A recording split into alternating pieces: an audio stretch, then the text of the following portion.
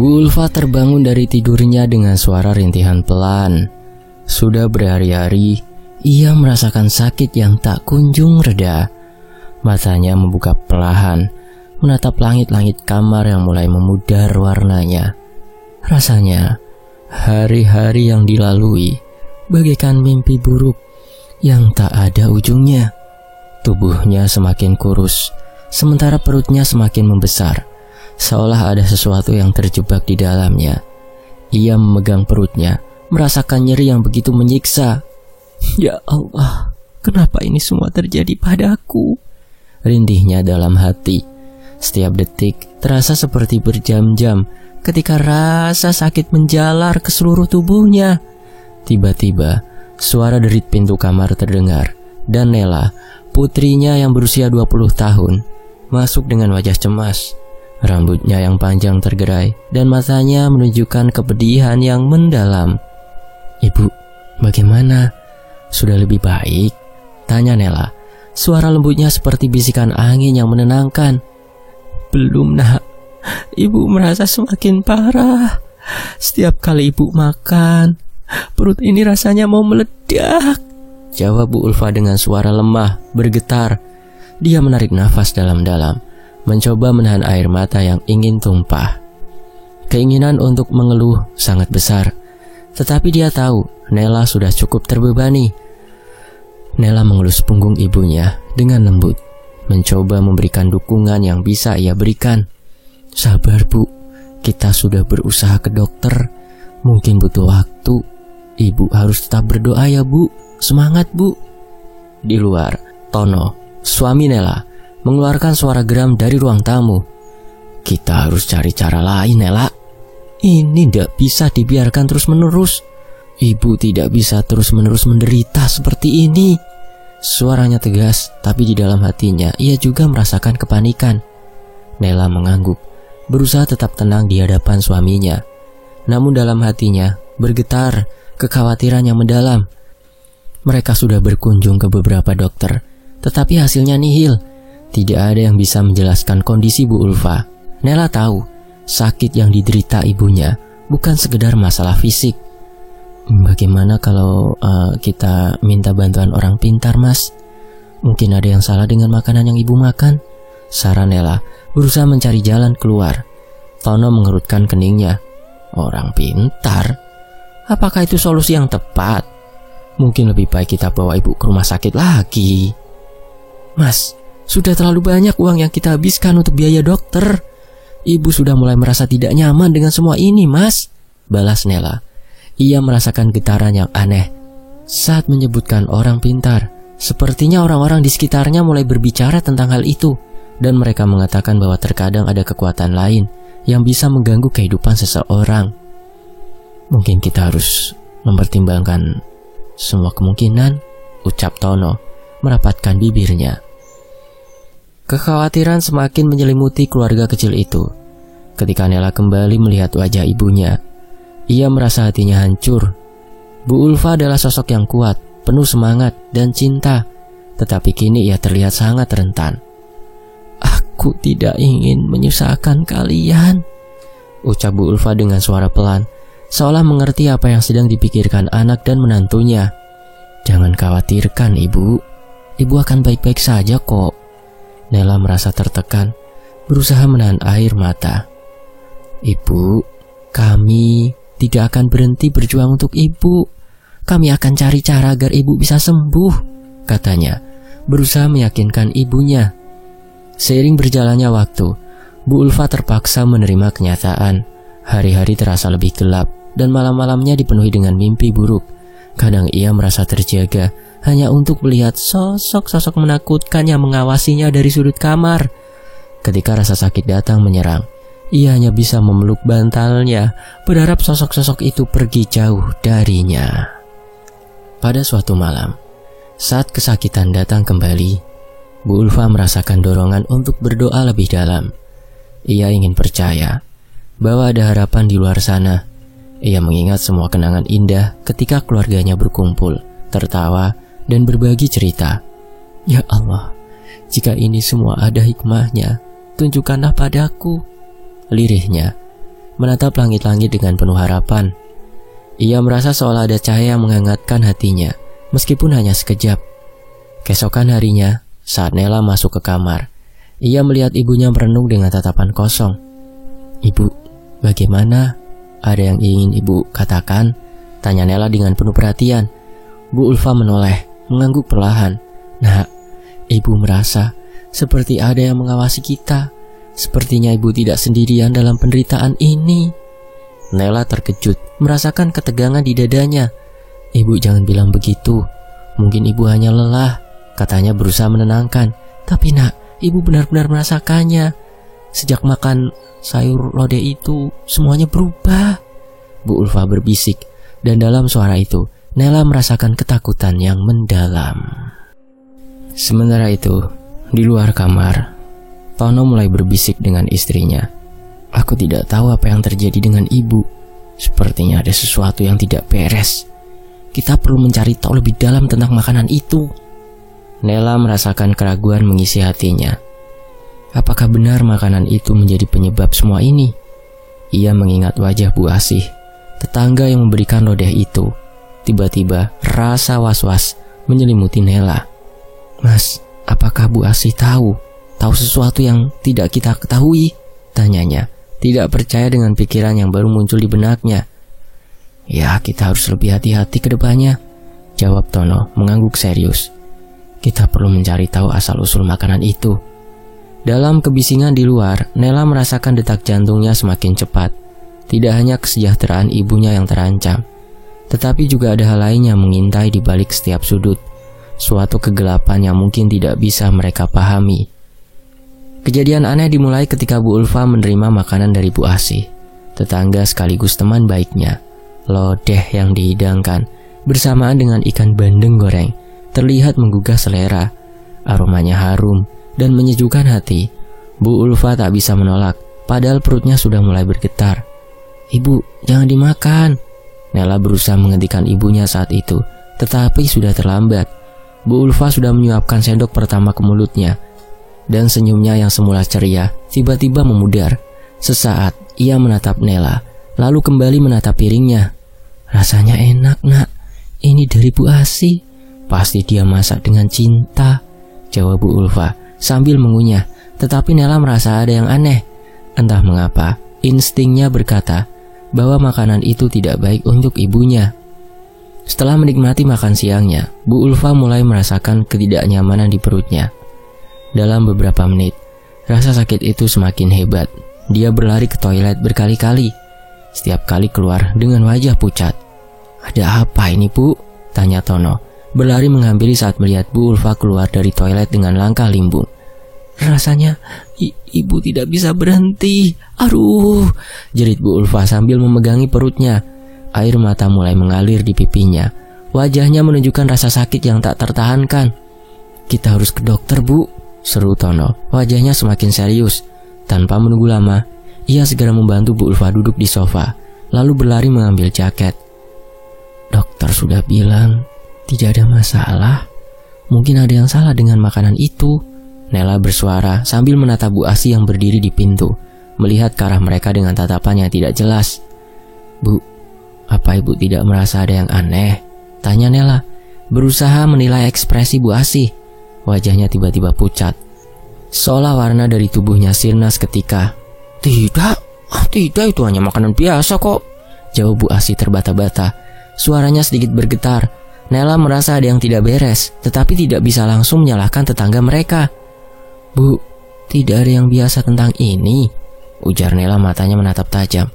"Ibu sebelumnya tidak pernah sakit seperti ini loh. Makanan ini mungkin..." Sudah.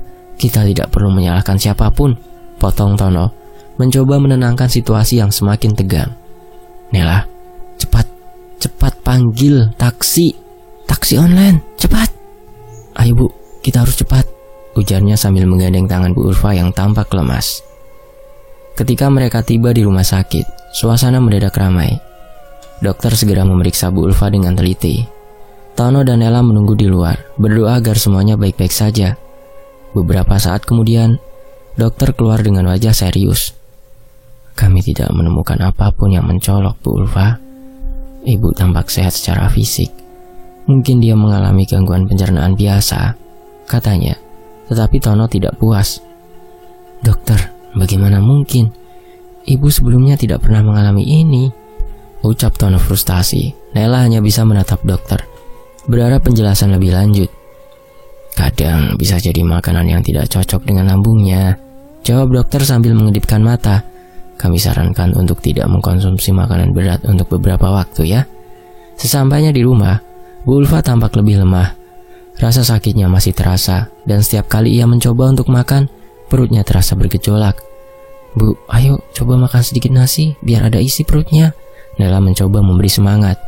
Ibu tidak bisa nak, perut ini rasanya penuh, jawab Bu Ulfa lemah, menatap Nela dengan mata yang mulai sembab. Setelah beberapa hari berlalu, keadaan Bu Ulfa tidak kunjung membaik. Suatu malam saat gelap menyelimuti, Bu Ulfa terbangun dengan teriakan. Mereka datang nak, mereka datang, teriaknya. Kepanikan terlihat jelas di wajahnya. Siapa bu? Siapa yang datang? Nela berusaha menenangkan ibunya yang semakin histeris. Sosok itu, mereka ingin mengambil ibu, jerit Bu Ulfa menggenggam tangan Nela erat-erat. Bu, tidak ada siapa-siapa. Itu hanya mimpi, Bu. Nela mencoba meyakinkan, tetapi hatinya bergetar mendengar ketakutan ibunya. Keesokan harinya, Nela bertekad untuk menemukan kebenaran. Ia pergi ke rumah Bu Asih, berusaha mencari tahu lebih banyak tentang makanan yang telah diberikan. Bu Asih, apakah sampean yakin makanan itu aman? Nela bertanya langsung. Bu Asih terlihat terkejut lalu menjawab. Dibilangin aman kok, tentu saja itu aman. Saya memasak dengan baik, tidak mungkin ada yang salah. Tapi ibu saya dia sakit setelah memakan makanan itu, Bu. Mungkin ibu harus memeriksa bahan-bahannya dulu kalau mau masak, kata Nela, menatap Bu Asih dengan tatapan penuh keraguan. Ya, mungkin saja Bu Ulfa terlalu banyak makan kali. Tidak semua orang kuat seperti dia kan? Bu Asih menjawab. Kembali ke rumah, Nela merenung. Apa yang sebenarnya terjadi? Kenapa ibunya bisa seburuk ini setelah makan dari Bu Asih? Mungkin gak ada yang tidak beres dengan makanan tersebut? Sejak hari itu Nela berusaha mencari jawaban. Berkomunikasi dengan tetangga lainnya. Beberapa dari mereka mulai memberikan info aneh tentang makanan yang dijual di toko sembako Bu Asih. Dengar, beberapa orang mengatakan ada yang aneh dengan bahan makanan di toko itu. Salah satu tetangga berbisik. Ada yang mengatakan Bu Asih menggunakan bahan kadaluarsa. Tidak mungkin, Nela terkejut. Dia selalu tampak baik-baik saja kok, bersih. Tetapi keraguan itu terus menghantui Nela. Ia merasa bahwa sesuatu yang lebih besar sedang terjadi. Dalam hati, ia berjanji untuk melindungi ibunya, tidak peduli apapun yang harus dilalui. Di saat yang sama, Bu Asih merasa tekanan dari semua sisi. Makanan yang ia buat seolah mengundang sesuatu yang kelam, dan ia mulai merasa ketakutan. Ketika malam tiba, ia tidak bisa tidur, selalu mendengar bisikan di kegelapan. Apa yang kau lakukan, Bu Asih? Bisikan itu seolah mengingatkannya akan pilihan yang ia buat. Dalam keputusasaannya, Bu Asih hanya bisa berdoa, berharap agar segala sesuatu kembali normal. Namun sepertinya kegelapan itu sudah terlalu dalam dan tidak ada jalan keluar. Hari-hari berlalu, tetapi kondisi Bu Ulfa tidak kunjung membaik. Setiap malam ia terbangun dengan teriakan. Dalam gelapnya kamar, sosok-sosok menyeramkan selalu menghantui, menunggu di sudut-sudut yang tak terlihat. Saat itu Bu Ulfa melihat bayangan hitam yang kemudian berubah wujud menjadi sosok yang tinggi besar, menyeramkan. Kedua matanya merah menyala menatap tajam ke arahnya. Teriaknya. Bu, kenapa Bu? Kok teriak lagi? Nela berlari menghampiri, terengah-engah. Ia merasakan ketegangan di dadanya saat melihat ibunya terkulai lemah di ranjang. Mereka datang lagi, nak. Melihatku menyiksaku, jawab Bu Ulfa dengan tatapan kosong, seolah melihat sesuatu yang tidak bisa dipahami Nela. Setiap kali Nela menyalakan lampu, sosok-sosok itu menghilang. Tetapi bayangan ketakutan tetap membekas di mata Bu Ulfa. Suatu malam, ketika cahaya lampu mengusir kegelapan, Nela melihat ibunya duduk di pinggir ranjang, memegang wajahnya dengan kedua tangan, tampak bingung. Bu, berdoalah. Mungkin itu hanya mimpi buruk, Bu. Nela berusaha menenangkan. Namun rasa cemas di dalam hatinya terus menyala. Setiap kali suara jeritan ibunya menggaung dalam malam, hatinya bergetar seolah ada yang salah. Tono yang sejak awal merasa khawatir, akhirnya menepuk punggung Nela. Ayo, sekarang saatnya kita bawa ibu ke orang pintar. Mungkin sudah ada yang tidak beres dengan semua ini. Nela mengangguk, meskipun perasaannya bercampur aduk. Sebenarnya itu yang ditunggu-tunggu dari Tono, karena Tono tidak percaya pada hal mistis. Sementara Nela sudah dari awal yakin ini ada yang tidak beres. Dalam benak Nela, semua jalan harus ditempuh agar Bu Ulfa bisa sembuh. Setelah berdiskusi panjang, mereka akhirnya sepakat untuk memanggil seorang ustadz terkenal dari desa sebelah.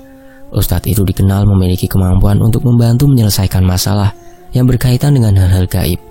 Saat ustadz itu tiba, Pak Tono dan Nela sudah menunggu di ruang tamu dengan wajah tegang. "Assalamualaikum," ucap ustadz melangkah masuk dengan aura tenang. Wajahnya penuh kebijaksanaan dan tatapannya tajam, seolah bisa melihat jauh ke dalam jiwa seseorang. "Waalaikumsalam, Ustadz. Ini ibu saya, Bu Ulfa." Nela memperkenalkan ibunya yang duduk di sudut kamar dengan wajah lesu. Ustadz mendekat dan mulai memeriksa Bu Ulfa. Dalam diam, beliau membacakan doa dan menggelengkan kepala, seolah merasakan beban yang berat. Beberapa saat kemudian ia menghentikan bacaan dan menatap Pak Tono dan Nela dengan serius. "Astagfirullah. Sepertinya Bu Ulfa ini ada yang menyerangnya dari luar. Sepertinya Bu Ulfa disantet," kata Ustadz dengan nada tegas, membuat hati Nela bergetar. "Tapi saya tidak bisa bilang siapa pelakunya." "Bagaimana bisa, Ustadz?" Perasaannya bergejolak antara rasa takut dan kemarahan. "Kenapa kami tidak bisa tahu siapa yang melakukan ini, Pak Ustadz?" "Urusan itu tidak akan baik untukmu. Cukup doakan yang terbaik untuk ibumu," jawab Ustadz. Ustadz mengajak Bu Ulfa duduk di tengah ruangan, sementara Nela dan Tono berdiri di samping. Ustadz mulai membacakan doa. Suaranya mengalun lembut tetapi penuh kekuatan. Dengan setiap kata yang diucapkan, Nela merasakan sesuatu yang aneh. Saat Ustadz mulai menggerakkan tangannya, Bu Ulfa mendadak terbatuk-batuk. Ia menatap langit-langit, wajahnya memucat. Mereka datang lagi," teriaknya. Nela panik. "Bu, tidak ada siapa-siapa. Coba berdoa, Ibu." Ustadz tetap tenang, melanjutkan ritualnya dengan lebih fokus. "Ibu fokus pada suara saya. Jangan biarkan ketakutan menguasai. Ingatlah, Ibu tidak sendirian." Setelah beberapa saat, suasana di ruangan mulai berubah. Udara terasa lebih ringan, dan Nela merasakan ketegangan di bahunya mulai menghilang. Bu Ulfa perlahan-lahan tenang, matanya mulai menutup. "Alhamdulillah, sudah ada yang pergi," ucap Ustadz pelan. "Tetapi kamu harus tetap berdoa dan menjaga diri. Mungkin ini belum berakhir. Tolong ambilkan segelas air putih," ucap Ustadz. Segera saat itu Nela mengambilkan air putih ke dapur. Lalu air itu didoakan Ustadz dan diberikan kepada Bu Ulfa. Setelah meminum air itu, Bu Ulfa batuk-batuk dan mengeluarkan cairan putih kental. Kemudian Ustadz pun pamitan untuk pulang dan mengingatkan kepada mereka untuk tetap berdoa. Sesaat setelah ritual, Bu Ulfa terlelap. Tono dan Nela duduk bersebelahan, masih merasa tertekan dengan apa yang baru saja terjadi. "Apakah ini semua benar?" tanya Nela. Suaranya bergetar. "Apa mungkin ada orang yang berani melakukan hal seperti ini?" "Tidak ada yang tahu. Kita hanya bisa berdoa agar tidak ada lagi yang menyakiti ibu," jawab Tono. Wajahnya penuh kekhawatiran. Pelan-pelan kondisi Bu Ulfa membaik, meskipun masih terlihat lemah. Senyumnya mulai kembali menghangatkan suasana rumah yang sebelumnya dipenuhi ketakutan. "Alhamdulillah. Ibu, coba makan sedikit nasi ya, Bu," kata Nela, tersenyum ceria saat melihat ibunya duduk di meja makan. Bu Ulfa menatap piring di depannya, berusaha menahan rasa enggan yang masih ada. "Baiklah, Nak, Ibu akan coba." Dengan pelan, ia mengangkat sendok, merasakan butir nasi hangat yang mengalir ke dalam mulutnya. Rasa itu familiar, dan untuk pertama kalinya, dalam waktu yang lama, ia merasa sedikit lebih baik. Pak Tono yang duduk di samping, turut menyaksikan dengan penuh harapan. "Nanti kita harus berdoa bersama, agar ibu segera sembuh total. Semangat, Bu." Di luar suasana mulai berubah. Usaha toko sembako Bu Ulfa yang sempat sepi karena tutup, dan Bu Ulfa merasa sakit-sakit, kini mulai buka dan ramai kembali. Pelanggan yang biasanya datang mulai berdatangan, membeli bahan kebutuhan mereka. Nela merasa lega melihat aktivitas di toko ibunya, sebuah tanda bahwa kehidupan mereka perlahan kembali normal. yang terpenting adalah kesehatan Bu Ulfa. Namun di sisi lain, perhatian Nela tertuju pada Bu Asih. Ia tampak semakin tidak berdaya, kulitnya semakin pucat dan matanya terlihat cekung. Suatu pagi di pasar, Nela tidak bisa menahan rasa ingin tahunya dan bertanya, "Bu Asih, bagaimana kabarnya?" Tanya Nela saat bertemu di pasar, mencoba bersikap ramah meskipun ada sedikit rasa curiga. "Saya tidak tahu. Badan saya terasa lemah seperti Bu Ulfa dulu," jawab Bu Asih. Wajahnya semakin pucat dan terlihat lesu. Nela menatapnya curiga. Mungkin ada yang tidak beres dengan makanan itu. Kata-kata itu meluncur keluar dari mulut Nela tanpa bisa ia tahan. Rasa khawatir akan kesehatan ibunya membuatnya berani berbicara. "Makanan? Apa maksudmu?" Bu Asih terlihat bingung, tetapi matanya seolah memperlihatkan ketakutan yang dalam. "Itu hanya sayur lodeh dan ikan bandeng goreng. Tidak ada yang salah dengan itu, bukan?" Nela menggeleng, merasakan ketidaknyamanan dalam hatinya. "Bu Asih, ibu harus berhati-hati. Saya mendengar ada yang aneh tentang bahan makanan yang dipakai kok." "Benar, ada yang mengatakan barang-barang sembako di toko kami tidak dalam kondisi baik." Akhirnya Bu Asih mengaku, suaranya bergetar. "Tapi sekarang saya tidak tahu harus berbuat apa." Nela merasa tak nyaman melihat keadaan Bu Asih. "Mungkin sebaiknya ibu periksa dulu ke dokter, atau bisa juga ke ustadz. Itu mungkin akan membantu ibu." Setelah berbincang-bincang, Nela pergi dengan pikiran yang penuh kekhawatiran. Apa yang sebenarnya yang terjadi dengan Bu Asih? Mengapa keadaan kesehatan mereka seolah terhubung antara Bu Asih dan Bu Ulfa? Ketika Bu Ulfa sehat, Bu Asih sakit, dan sebaliknya. Ketika ia kembali ke rumah, Bu Ulfa terlihat baik. Meski masih mengeluh lelah, ia bisa membantu Nela merapikan rumah. "Nak, lihat, kita sekarang sudah bisa membuka toko lagi. Ini adalah kabar baik," Bu Ulfa berkata dengan penuh semangat, meskipun suaranya masih terdengar lemah. "Benar Bu, kita harus bersyukur," jawab Nela, meskipun ada kegelisahan di hatinya. Sore itu saat mereka sedang merapikan barang-barang, Nela melihat sesuatu yang aneh di rak sembako. Beberapa paket beras terlihat berwarna hitam dan berjamur. "Bu, lihat ini, berasnya tidak dalam keadaan baik." Bu Ulfa segera mendekat dan terkejut melihatnya. "Apa ini? Kenapa bisa seperti ini?" Ia memegang paket beras itu dengan hati-hati. "Sepertinya kita harus membuangnya, Bu. Tidak mungkin ini aman untuk dijual," kata Nela, merasa semakin tidak nyaman dengan kondisi toko mereka. Keesokan harinya Nela pergi ke toko Bu Asih untuk menanyakan lebih lanjut tentang makanan yang mereka terima saat itu. Dalam perjalanan, ia terus berpikir tentang apa yang telah terjadi. Nela masih misteri dengan sayur yang dikirimkan oleh Bu Asih.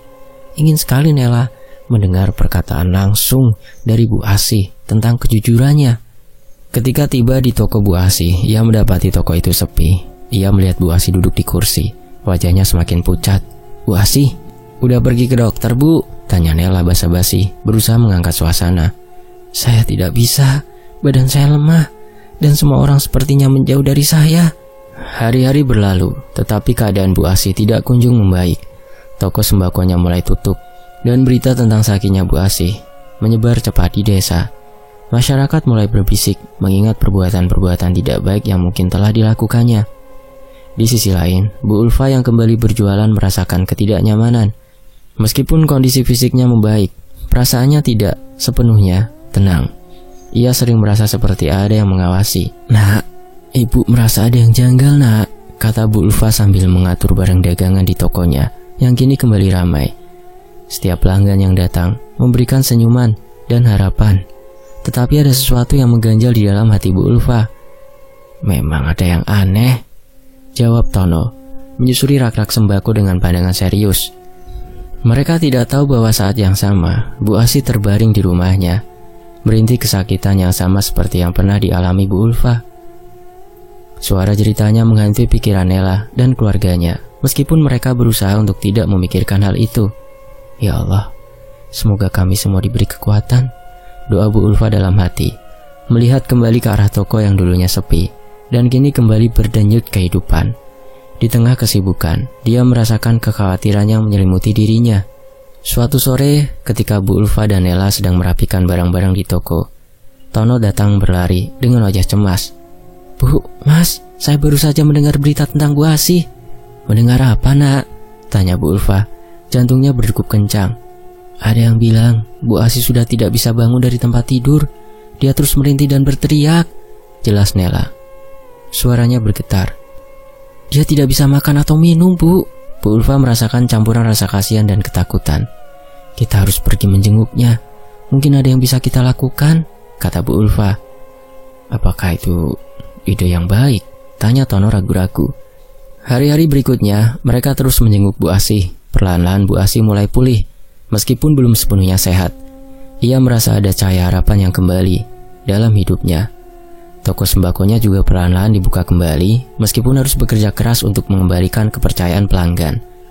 Suatu sore saat Bu Ulfa dan Nela sedang membantu Bu Asih di tokonya, mereka mendengar desas-desus dari tetangga.